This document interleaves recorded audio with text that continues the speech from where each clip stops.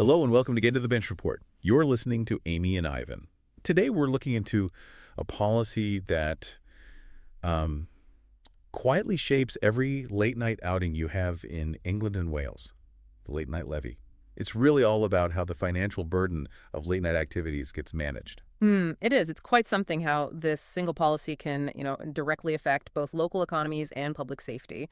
Understanding it is pretty key to seeing how our nighttime spaces function and thrive, hopefully. Okay, so let's break it down. What exactly is this levy? Who's actually on the hook for it? So the late night levy is a power that local authorities have. They can use it to charge premises licensed to sell alcohol. This generally applies if they operate between midnight and 6 a.m., though the council itself chooses the specific hours within that window. And the point of collecting this money, where does it actually end up? The net revenue, so the money left after collection costs, directly funds policing the late-night economy.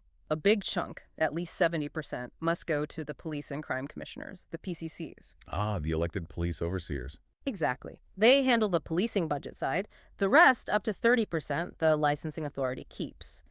And that 30% helps pay for other things vital for the nighttime scene crime reduction work, safety initiatives, tackling public nuisances, even, cleaning up afterwards. Sounds like quite a direct way to fund those essential services.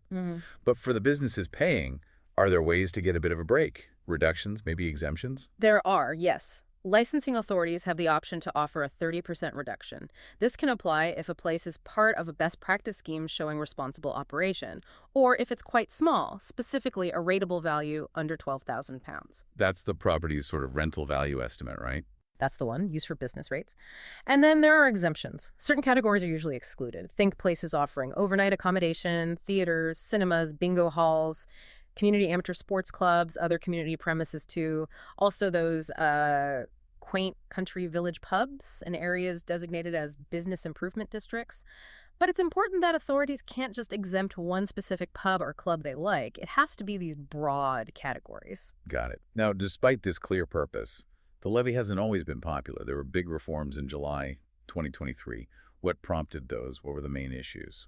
Well, for a long time, the main criticism was that it was just too inflexible. Rigid, really. The Policing and Crime Act back in 2017 actually tried to pave the way for more flexibility, fairness, and transparency. So what did the 2023 changes actually do? The key reforms that kicked in last year were pretty significant. They allow councils to target specific geographical areas now, so not just a blanket charge everywhere. They also extended the levy to cover late-night refreshment outlets, takeaways and similar places open after 11 p.m. Ah, so not just alcohol sellers anymore. Correct. Though those refreshment places can also get the 30% small business reduction. Also, police and crime commissioners can now formally ask for a levy to be introduced. And crucially, perhaps, councils now have to publish details on how they spend the money. More transparency. It seems like direct responses to that earlier criticism. What were the main arguments flying about in the lead-up? Oh, the debate's been going for years. Way back in 2017, a House of Lords committee actually suggested scrapping it altogether, or at the very least splitting the money 50-50 between police and councils. The government didn't go for that, though. And the industry view. Pretty consistent. As recently as 2022, they were still calling it just another additional tax, an extra burden.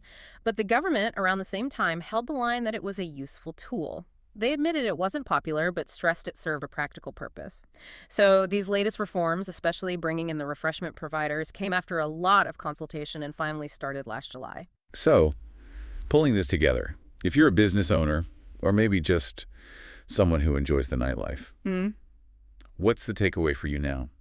I mean, fundamentally, this policy is a constant balancing act, isn't it? It's trying to keep town centers vibrant and economically active late at night, while also dealing with the real issues of public safety and keeping order. It represents this ongoing negotiation, really, between what local communities need, what businesses need, and what the public services like police and council need to keep things running smoothly when it gets dark. It really does show how a seemingly simple policy can reflect much bigger economic and social discussions. Makes you think, doesn't it? How these local financial tools quietly shape the feel and character of our towns and cities after hours. What other unseen effects might policies like this have on our communities? Something to ponder. As always, find us on social media at Bench Report UK. Get in touch with any topic important to you. Remember, politics is everyone's business. Take care.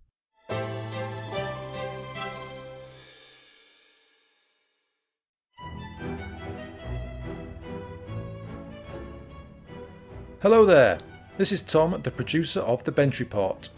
Listener suggestions are vital to my mission of making politics more accessible and accountable. So, if you have an issue that's really important to you, personally or professionally, and want to know what those in power are doing about it, please get in touch via email or via our socials at Bench Report UK. I'll grab another coffee and start scanning those parliamentary archives.